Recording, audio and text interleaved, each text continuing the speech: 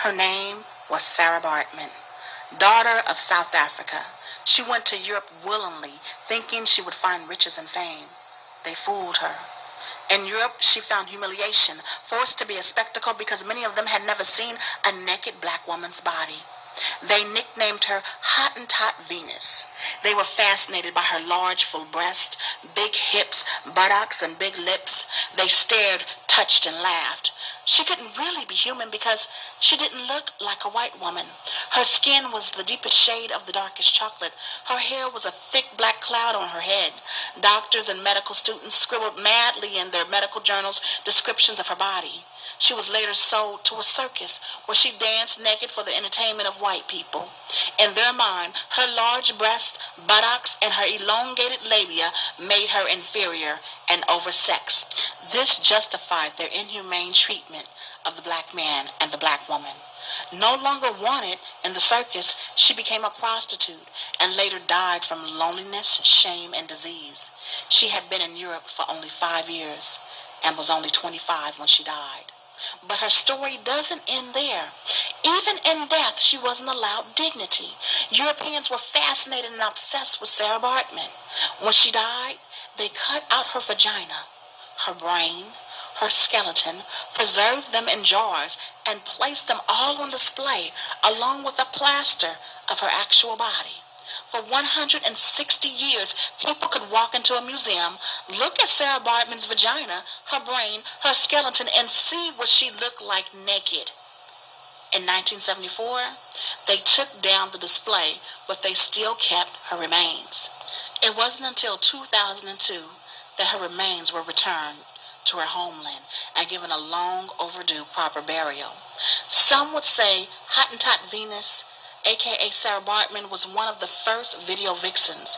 Before television, before radio, Sara Baartman became the blueprint for degrading and humiliating the black woman on a worldwide level.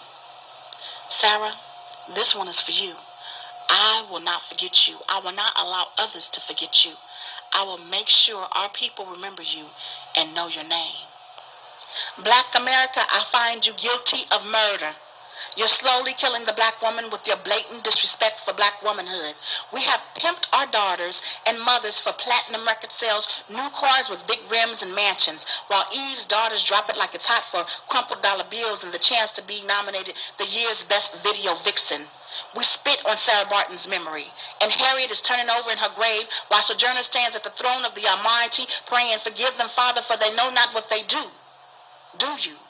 Do you understand what you have done, what you are doing? How many black women came before you and played the maid and prostitute so you wouldn't have to? How many of us have turned down roles because we valued how the world viewed black women? But not today's daughters. For a few dollars, they feed into America's jungle bunny fantasy, shaking their fangs half naked with a smile upon their faces, with their eyes say, "Save me from myself." And where is black America?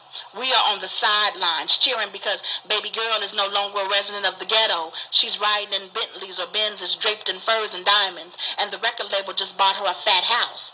But have we forgotten?